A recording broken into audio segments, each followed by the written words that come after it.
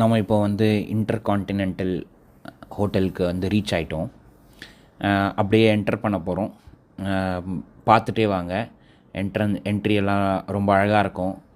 அதுக்கப்புறம் கார்லேருந்து இறங்குனதுக்கப்புறம் நான் உங்களுக்கு அது எங்கேங்கிறது வந்து மியூசிக் வழியாகவே உங்களுக்கு நான் புரிய வைக்கிறேன். கண்டிப்பாக அதுக்கப்புறமாவும் உங்களுக்கு நான் சொல்கிறேன் அது என்ன இடம் எங்கேன்னுட்டு. வாங்க பார்க்கலாம்.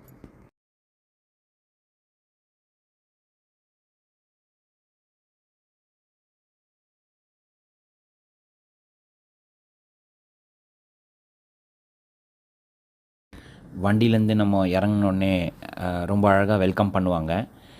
வெல்கம் பண்ணுற இடத்துல ஒருத்தர் நிற்பார் வேஷ்டி சட்டையோட.